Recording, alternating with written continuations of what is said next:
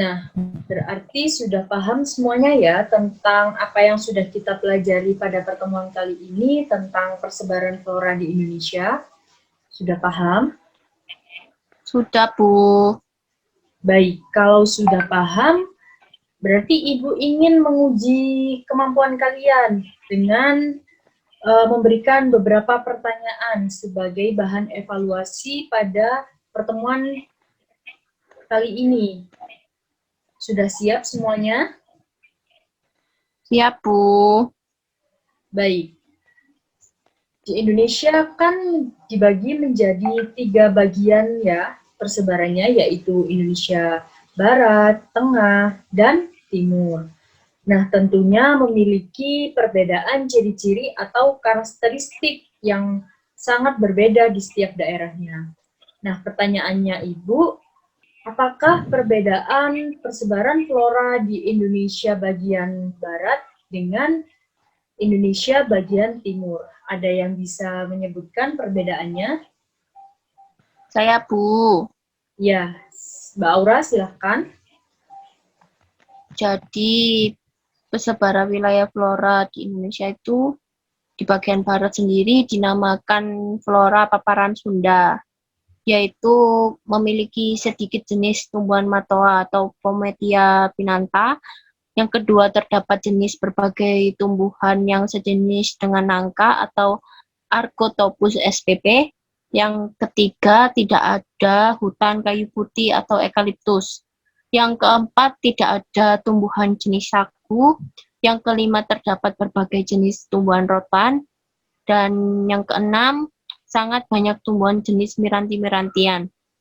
Nah, kalau bagian timur sendiri itu dinamakan dengan flora wilayah di paparan Sahul, yaitu terdapat berbagai jenis tumbuhan matoa atau Pometia pinanta, khususnya di daerah Papua sendiri.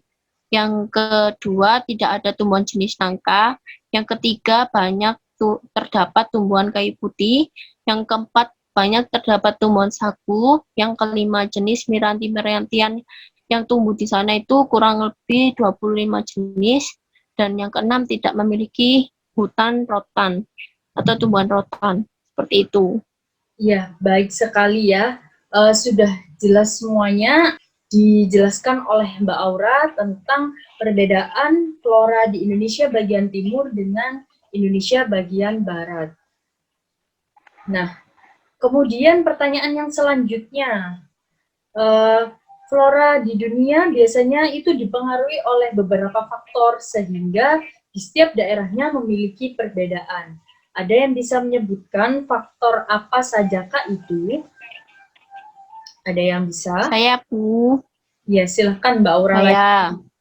Jadi faktor-faktornya itu ada dua, yaitu faktor fisik dan faktor biotik.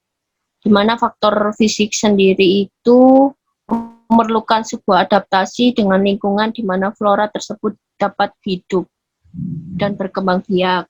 Lalu kalau faktor biotik sendiri itu ada terkaitannya dengan manusia, hewan yang akan mempengaruhi pertumbuhan flora itu sendiri, seperti itu. Iya, baik sekali. Jadi flora di dunia atau termasuk di Indonesia dipengaruhi oleh dua faktor di setiap daerahnya, yaitu faktor fisik dan faktor biotik. Nah, ada yang tahu faktor fisik itu meliputi apa saja?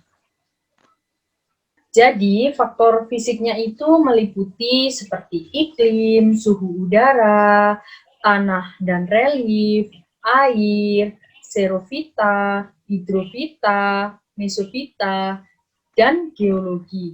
Jadi, faktor fisik tersebut mempengaruhi persebaran flora yang ada di daerah tersebut. Jadi, tergantung dari iklimnya seperti apa, lalu kondisi airnya seperti apa, lalu kondisi suhu udara dan tanahnya juga seperti apa, itu merupakan faktor fisik dari yang mempengaruhi persebaran flora di Indonesia atau di dunia. Kemudian faktor biotik.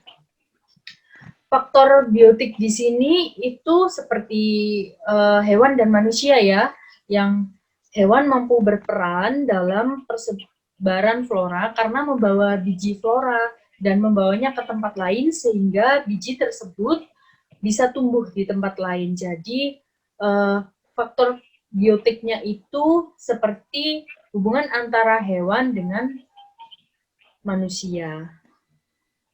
Sudah paham semuanya? Sudah, Bu. Baik, jadi itu saja sebagai bahan evaluasi kita pada pertemuan kali ini. Jangan lupa untuk dipelajari lagi ya. Baik, Bu. Baik, sekiranya Ibu cukupkan untuk pertanyaannya.